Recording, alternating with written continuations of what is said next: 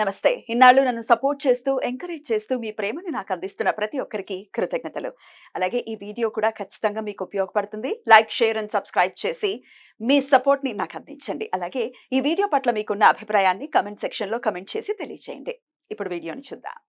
నమస్తే, welcome to our channel. నేను పద్మిని. ప్రస్తుతం మనతో పాటు astrologer, tarot card reader and crystal healer Anupama గారు ఉన్నారు. మాట్లాడదాం. అనుపమ గారు నమస్తే అండి. నమస్తే పద్మిని గారు. ఎలా ఉన్నారు అనుపమ గారు? బాగున్నానండి, థ్యాంక్ యూ. ఫైన్.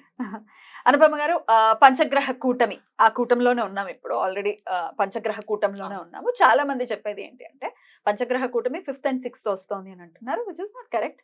షష్టగ్రహ కూటమి అప్పుడు జరగబోతోంది. బట్ ఇప్పుడు ప్రెసెంట్ మాత్రం ఎప్పటి వరకు ఉందండి పంచగ్రహ కూటమి? 5th మనకి పంచగ్రహ కూటమి 15th వరకు ఉంటదండి. సో జూన్ 15th వరకు పంచగ్రహ కూటమిలోనే ఉంటాం మనం. రైట్. అసలు ఈ పంచగ్రహ కూటమి ఏ గ్రహాల ద్వారా ఏర్పడుతోంది? అలాగే షష్టగ్రహం అంటే 6 గ్రహాలు, మరి ఆ షష్టగ్రహ కూటమి ఎప్పుడు ఏర్పడుతోంది? ఏంటి దీనివల్ల? అంటే గ్లోబల్ గా ఏమైనా ఇంపాక్ట్స్ ఉంటాయా? పర్సనల్ ఇండివిజువల్ గా మన లైఫ్స్ లో కూడా ఏమైనా ఇంపాక్ట్ ఉంటుందా? What is your analysis Anupama గారు? షష్టగ్రహ కూటమి అయితే మనకి రేపు ఆల్రెడీ జూన్ 1st కి యురేనస్, మనం చాలా మంది నెగ్లెక్ట్ చేస్తారండి. వేదిక్ ఆస్ట్రాలజర్స్ యురేనస్ ని కన్సిడర్ చేయరు, వెస్టర్న్ లో కన్సిడర్ చేస్తారు. కానీ వేదిక్ లో కూడా మనం కన్సిడరేషన్ ఎక్కడ తీసుకోవాలంటే మండేన్ ఆస్ట్రాలజీ, అంటే గ్లోబల్ ఈవెంట్స్ ప్రెడిక్షన్స్ చేయడానికి మనకి ఈ ప్లానెట్స్, అవుటర్ ప్లానెట్స్ మనకి చాలా ఇంపార్టెంట్ అయిపోతాయి అన్నమాట. For example Neptune, Uranus, Pluto, ఈ 3 గ్రహాలు రవికి దూరంగా ఉంటాయి, పృథ్వీ పైన ఎఫెక్ట్స్ పడవు అని అనుకుంటూ ఉంటాం మనం. లేదండి, పడతాయి. డెఫినెట్లీ పడతాయి. అంటే ఇవి జనరేషనల్ గా చేసే చేంజెస్ అన్నమాట. ఒక కంప్లీట్ ఒక జనరేషన్ ని మార్పు తీసుకొచ్చే ప్లానెట్స్ అన్నమాట ఇవి. సో ఇంపాక్ట్ కొద్దిగా తక్కువ కనబడుతుంది డే టు డే రొటీన్ లో, కానీ ఎక్కువ కాలం ఉంటుంది కాబట్టి ఒక రాశిలో. ఎంతండి సుమారుగా యురానస్? ఇప్పుడు యురానస్ వచ్చేసి మనకి 84 సంవత్సరాలు పడుతుందండి మొత్తం ఒక రెవల్యూషన్ కంప్లీట్ చేయడానికి. అంటే ఏ రాశి నుంచి మొదలెట్టుకుంటే మళ్ళీ ఆ రాశి దగ్గరికి రావడానికి 84 years పడుతుంది. అంటే ఒక రాశిలో 7 సంవత్సరాలు ఉంటది అనమాట యురేనస్. సో ఇప్పుడు యురేనస్ వృషభ రాశిలోకి ఎంటర్ అయింది. మేషం అగ్నితత్వ రాశి నుంచి ఇప్పుడు భూతత్వ రాశిలోకి ఎంటర్ అయింది. అక్కడే ఆల్రెడీ మనకి కొన్ని గ్రహాలు ఉన్నాయి. గురువు, శుక్రుడు, బుధుడు, రవి, ఈ 4 గ్రహాలు ఉన్నాయి. సో ఇప్పుడు యురేనస్ మనకి మొన్న జూన్ 1st కి ఎంటర్ అయినప్పుడు పంచగ్రహ కూటమి లాగా మనం కన్సిడర్ చేసుకోవచ్చు. కానీ జూన్ 5వ తారీఖు 6వ తారీఖు మాత్రం చంద్రుడు ఎంటర్ అవుతాడు కాబట్టి మనకి షష్టగ్రహ కూటమి ఏర్పడుతుంది.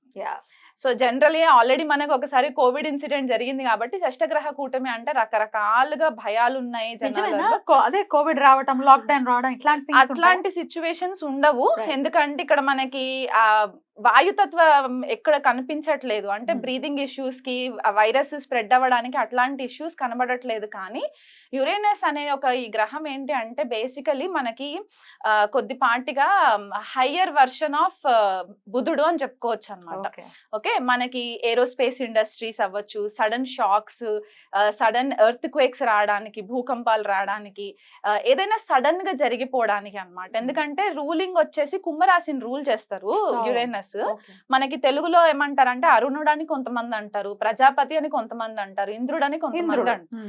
సో ఇప్పుడు ఇంద్రుడి నేచర్ మనకి స్వతహాగా మైథలాజికల్ స్టోరీస్ తెలిసిన ప్రకారం అయితే కొద్దిగా అగ్రెసివ్ గానే ఉంటూ ఉంటారు. కాబట్టి ఈ ప్లానెట్ కొద్దిగా ఇరెటిక్ బిహేవియర్ ఉంటుంది అనమాట. అంటే రెబెల్ గా ఉండే ఛాన్సెస్ ఎక్కువ ఉంటాయి. ఆ డామినెన్స్ అంతా కూడా కొద్దిగా రెబెలియన్ గా ఉంటుంది అనమాట.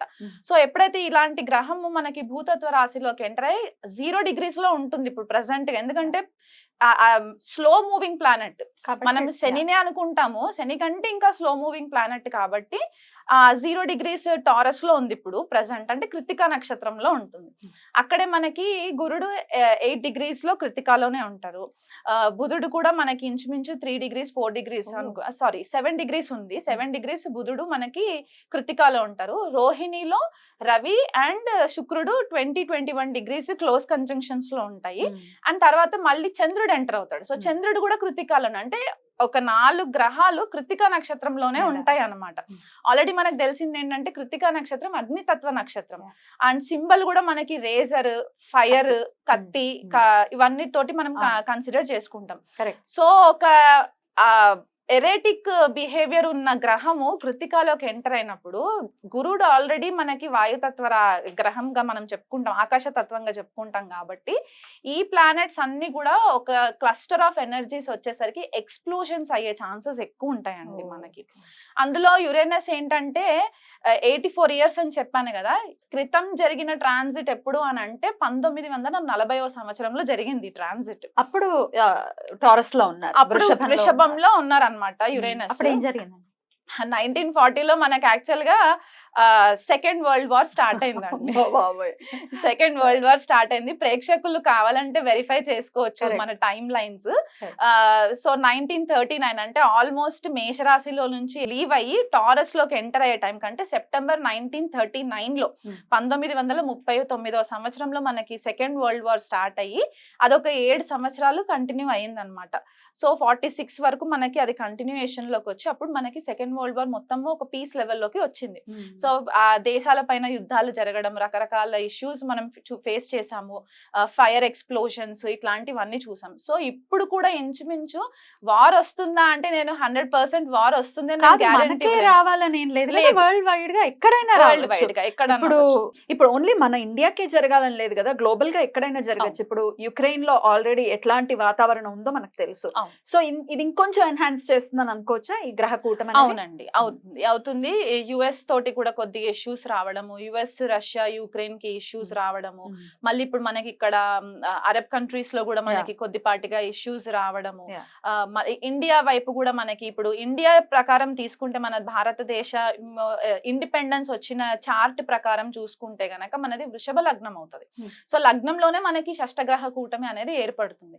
ఈ రిజల్ట్ మనకి ఆ రోజే కనిపిస్తుందా అంటే ఆ రోజు కనిపించక్కర్లేదు. ఇది ఒక ప్రాసెస్, స్లో మూవింగ్ ప్రాసెస్ కాబట్టి it will take some time అన్నమాట. ఆ మొత్తం ఎనర్జీస్ అంతా కల్మినేట్ అయ్యి మనకు ఒక ఎండ్ రిజల్ట్ రావడానికి. కాకపోతే ఇక్కడ మనకి ఇంటర్నేషనల్ లెవెల్లో కూడా మనకి కొద్దిపాటిగా ఇప్పటి వరకు ఏదైతే మనకి ఆ ఫ్రీనెస్ ఉండిందో in terms of international leaders తోటి మనకి కమ్యూనికేషన్స్ అవ్వచ్చు, లేకపోతే మనకి వాళ్ళతో ఉన్న ఫ్రెండ్షిప్స్ అవ్వచ్చు, కొద్దిపాటిగా డిస్టర్బ్ అయ్యే ఛాన్సెస్ ఉంటాయండి. మన నేషనల్ లీడర్స్ కి కూడా కొద్దిపాటిగా థ్రెట్ ఉండే ఛాన్సెస్ కూడా ఉన్నాయి రాజకీయ నాయకులకి. అండ్ మనకి ఇంకొకటి ఏంటి అంటే ఇప్పుడు ఇండియా చార్ట్ అని చెప్పేసి అనుకున్నాం కాబట్టి మనకి నార్త్ లో ఎక్కువ ఇది చూసుకుంటే భూకంపాలు వచ్చే ఛాన్సెస్ మనకి నార్త్ లో ఎక్కువ కనబడుతూ ఉంటాయి. సో ఈ గ్రహాలన్నీ వీక్షణ మనకి వృశ్చిక రాశి పైన పడుతుంది. ఇప్పుడు అందరి కళ్ళంతా వృశ్చిక రాశి పైన ఉంటుంది అనమాట. ఎందుకు అంటే ఈ షష్టగ్రహాలన్నీ కూడా 7th ఆస్పెక్ట్ వృశ్చిక రాశి పైన పడుతుంది. కుజుడు ఆల్రెడీ మేషరాశిలోకి ఎంటర్ అయ్యి మేషరాశి నుంచి 8వ ఆస్పెక్ట్ వృశ్చిక రాశి పైన పడుతుంది. రాహు 9వ దృష్టి మనకి వృశ్చిక రాశి పైన పడుతుంది. అండ్ ఇక్కడ కుజుడు ఆల్రెడీ శని వీక్షణలోనే ఉన్నారు. సో మొత్తం 9 గ్రహాలు వృశ్చిక రాశి పైన పడుతుంది చూపు. అండ్ షష్టగ్రహ కూటమి మాత్రం వృషభ రాశిలో జరుగుతుంది. సో మన లైఫ్ లో ఎట్లాంటి ఈవెంట్స్ అంటే మనకి వృషభ రాశికి సంబంధించిన కారకత్వాలు, వృశ్చిక రాశికి సంబంధించిన కారకత్వాలు ఎఫెక్ట్ అయ్యే ఛాన్సెస్ ఉంటాయి. సో మనకి నార్త్ ఇండియాలో భూకంపాలు వచ్చే సంఘటనలు, సౌత్ ఇండియాకి వచ్చేసరికి ఎస్పెషల్లీ తెలుగు రాష్ట్రాలు, తమిళనాడు, కర్ణాటక, కేరళ ఇటువైపు ఫ్లడ్స్ వచ్చే ఛాన్సెస్ ఎక్కువ ఉంటాయి. వర్షాలు, సునామీస్, సైక్లోన్ ఎఫెక్ట్స్, దానివల్ల కొద్దిగా జన నష్టము. అండ్ మనకి ఇంకొకటి ఏంటంటే మనకి టారస్ వృషభ రాశి మనకి అగ్రికల్చర్ కి కూడా సంబంధించింది. అంటే పంటలు, పాడి పంటలు ఇవన్నిటికీ కూడా మనకి ఫుడ్ రిసోర్సెస్ కాబట్టి అక్కడ పంట నష్టం కొద్దిగా జరగడం, వర్షాల వల్ల, బీభత్సమైన వర్షాల వల్ల కొద్దిగా పంట నష్టం జరగడము. అండ్ టారస్ మనకి ఫైనాన్షియల్ రిజర్వ్స్ కూడా కదా. సో ఫైనాన్షియల్ గా కూడా మనకి కొద్దిపాటిగా డిస్టర్బెన్సెస్ రావడము, సడన్ చేంజెస్ రావడము, గ్లోబల్ అంటే మనకి ఇంటర్నేషనల్ లెవెల్ అండ్ మనకి నేషనల్ లెవెల్లో కూడా ఫైనాన్షియల్ రీస్ట్రక్చరింగ్ జరిగే ఛాన్సెస్ ఈ షష్టగ్రహ కూటమి ఎఫెక్ట్స్ వల్ల జరిగే ఛాన్సెస్ ఉన్నాయి. అండ్ అది కాకుండా స్పెసిఫిక్ గా ఇది ఎవరికి ఎక్కువ వర్తిస్తుంది అంటే ఇండివిజువల్ హారోస్కోప్స్ లో కూడా సడన్ గా ఫైనాన్షియల్ రిసెంట్మెంట్ రావడము. అండ్ ఇంకొకటి ఏంటి అంటే స్టాక్స్ లో ఇన్వెస్ట్మెంట్స్ చేస్తూ ఉంటారు కొంతమంది. స్టాక్స్ లో సడన్ గా లాసెస్ ఫేస్ చేయడము, ఒక కన్ఫ్యూజన్ కైండ్ ఆఫ్ ఎనర్జీస్ మనకి కనబడతాయండి ఈ Okay. షష్టగ్రహ కూటమి ఎఫెక్ట్స్ వల్ల. ఎన్నాళ్ళు ఉండొచ్చు ఈ ఇంపాక్ట్స్ అంతా కూడా? ఈ షష్టగ్రహ కూటమి అయితే మనకి 2 రోజులు ఉంటుంది. ఉంటుంది. జూన్ పంచగ్రహం 5. అయితే? పంచగ్రహం అయితే మనకి జూలై 15వ తారీఖు వరకు ఉంటుంది. అంటే రవి మనకి వృషభ రాశిలో నుంచి మిథునంలోకి వచ్చేయాలి. తర్వాత శుక్రుడు కూడా మిథునంలోకి వచ్చేస్తారు. అప్పుడు బుధుడు కూడా వచ్చేస్తాడు కాబట్టి ఇంకా లాస్ట్ మిగిలిన గ్రహాలు ఏంటి అంటే గురుడు అండ్ యురేనస్ 2 కలిసి ఉంటాయి కాబట్టి ఇది మనకి long lasting effect. Next year కి మనకి కొద్దిపాటిగా డిస్టర్బెన్సెస్ ఇంకెక్కువ విట్నెస్ చేయడానికి ఉంటదండి. అది మనకి మండేన్ లెవెల్లో చెప్పుకునే అంశాలు అన్నమాట ఇవి. ఇండిపెండెన్స్ కి ఒకసారి చెప్పండి, ఏ రాశి వాళ్ళకి ఎలా ఉంటుంది అనేది ఒకసారి చెప్పండి. ఒకవేళ నెగటివ్ ఇంపాక్ట్స్ కనుకుంటే వాళ్ళు ఏం చేసుకోవచ్చు ఈ ఇంపాక్ట్ నుంచి బయటపడటానికి అనేది కూడా ఒక్కసారి. ఇక సింహరాశి వారికి ఒకసారి చెప్పండి ఎలా ఉండబోతుంది. సింహరాశి వాళ్ళకి 4-10 యాక్సెస్ లో అవుతుంది సింహరాశి వాళ్ళకి.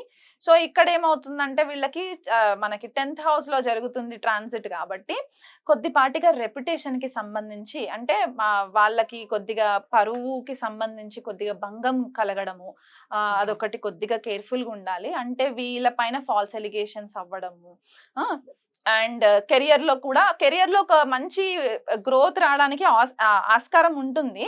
కాకపోతే వీళ్ళు స్ట్రాటజిక్ ప్లానింగ్ చేసుకుంటూ ముందుకు వెళ్ళాలన్నమాట. అంటే ఏమంటారంటే బేసికల్ గా ప్రోస్ అండ్ కాన్స్ ఆలోచించాలి. ఏదన్నా చేస్తే నాకు దీనివల్ల ఎంతవరకు ఎఫెక్ట్ ఉంటుంది, పాజిటివ్ ఎఫెక్ట్ ఎంత ఉంటుంది. ఎందుకంటే మనం ట్రాప్ అయిపోకూడదు ఇష్యూస్ లో.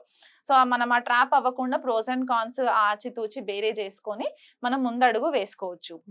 అండ్ పరువు గురించి చెప్పాను అదొకటి.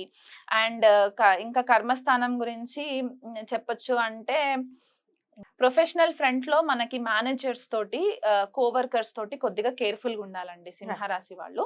సేమ్ మనం మిథున రాశి వాళ్ళకి సింహరాశి వాళ్ళకి చెప్పేది ఏంటంటే ఆఫీస్ పాలిటిక్స్ దగ్గర మాత్రం గాసిప్స్ ఇవి చేయకుండా ఉంటే చాలా బెటర్. ఒకవేళ ఎవరికైనా బిజినెసెస్ ఉన్నాయి అనుకోండి, ఈ 1 month కూడా కొద్దిపాటిగా కేర్ఫుల్ ఇన్వెస్ట్మెంట్స్ చేసుకోవాలి. రైట్. సో ఓవరాల్ గా అన్ని రాశుల వాళ్ళకి కూడా చెప్పారు కాబట్టి ఏదైనా రెమెడీ ఉందా? మీరు ఆల్రెడీ చెప్పారు ఏ పనులు చేయకుండా జాగ్రత్తగా ఉండండి అనేది కూడా వన్ ఆఫ్ ద రెమెడీస్ అని చెప్పుకోవచ్చు. అయినప్పటికీ ఇంకా ఆరాధన విషయంలో ఏదైనా చెప్తారా?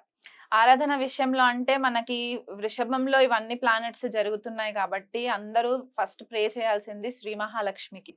ఎందుకంటే మనకి రిసోర్సెస్, ఫైనాన్షియల్ రిసోర్సెస్ అవ్వచ్చు, అబండెన్స్ అవ్వచ్చు, భూమికి సంబంధించి పంటలు ఇవన్నీ కూడా వృషభ రాశికే సంబంధించి ఉంటాయి కాబట్టి శ్రీ మహాలక్ష్మికి ఆరాధన చేసుకోవడము, లక్ష్మి అష్టోత్తరం చదువుకోవడము, ఆవు నెయ్యితో దీపం పెట్టడము, ఇట్లాంటివి రెగ్యులర్ గా చేయాలి 1 month కూడా.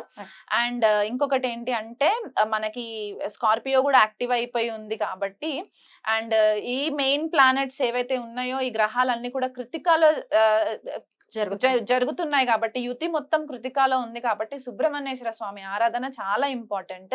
స్కంద కవచము డైలీ ఒక్కసారైనా సరే ఉదయం లేవగానే స్నానం అవన్నీ చేసేసుకున్న తర్వాత స్కంద కవచము చదవడానికి రాకపోయినా కనీసం ఇంట్లో ప్లే చేయండి. ఎందుకంటే మనం ఈ ఎనర్జీస్ అన్ని కూడా మనల్ని కొద్దిపాటిగా ర్యాష్ డెసిషన్స్ తీసుకునే ఛాన్సెస్, ర్యాష్ డ్రైవింగ్స్ ఇవి జరిగే ఛాన్సెస్ ఉంటాయి కాబట్టి మనల్ని మనం ప్రొటెక్ట్ చేసుకోవడానికి and at the same time ధర్మబద్ధంగా దేశ సంరక్షణ కోసం కూడా మనం ఆలోచించాలి కాబట్టి స్కంద కవచము రెగ్యులర్ గా వినడము ఇదొకటి చాలా ఇంపార్టెంట్. వీళ్ళు కుదిరితే సుబ్రహ్మణ్యేశ్వర స్వామికి అర్చన అభిషేకాలు చేసుకోవచ్చు. రైట్ అండి, చాలా బ్యూటిఫుల్ గా ఎక్స్ప్లెయిన్ చేశారు. డెఫినెట్లీ ఎందుకంటే యురేనస్ ని కన్సిడర్ చేస్తూ గనుక ఒకవేళ ప్రిడిక్షన్ ఇస్తే ఎంత అక్యురేట్ గా ప్రిడిక్షన్ వస్తుంది అనేది చెప్పటం అనేది ఎవరికి వారు దాన్ని చూడాల్సిందే కదా. చాలా మంది కన్సిడర్ చెయ్యరు కానీ ఇంత మేజర్ రోల్ ని ప్లే చేస్తారు. యురేనస్ అవ్వచ్చు, నెప్ట్యూన్ అవ్వచ్చు, డెఫినెట్ గా రోల్ ని ప్లే చేస్తారు. మీరు కూడా మీ ప్రిడిక్షన్ మీరు చూస్తారా? చూస్తానండి, డెఫినెట్లీ చూస్తాను. అంటే మనకి యురేనస్ ఆస్ట్రాలజీకి చాలా ఇంపార్టెంట్ ప్లానెట్ అన్నమాట, జ్యోతిష్య విద్యకి అండ్ ఏరోస్పేస్ ఇండస్ట్రీకి కూడా చాలా ఇంపార్టెంట్. ఎందుకంటే కుంభరాశిలో రూల్ చేసినా సరే శతభిష నక్షత్రం మనకి యురేనస్ కి కన్సిడర్ చేస్తారు బేసికల్ గా. అండ్ మనకి ఇక్కడ వృశ్చిక రాశిలో ఉచ్చ పొందుతారు అండ్ వృషభంలో నీచబడతారు. సో ఈ 2 మెయిన్ అకల్ట్ కి సంబంధించి అంటే గుప్త విద్యలకి సంబంధించిన 2 మెయిన్ రాశుల్లో యురేనస్ అవేర్నెస్ కి ఇంపార్టెంట్. చాలా అద్భుతంగా వివరించారు. ఈ నెల్లాళ్ళు కూడా వీలైతే కూడా అందరూ చాలా జాగ్రత్తగా ఉంటూ అటు సుబ్రహ్మణ్యేశ్వర స్వామి ఆరాధన అండ్ లక్ష్మీదేవి ఆరాధన చెప్తున్నారు కాబట్టి అవి చేసుకుంటూ అందరికీ ప్రశాంతవంతంగా ఈ సమయం వెళ్ళాలని మనస్ఫూర్తిగా కోరుకుంటూ చక్కగా మాకు తెలియజేశారు. కృతజ్ఞతలండి. నమస్తే. నమస్తే అండి.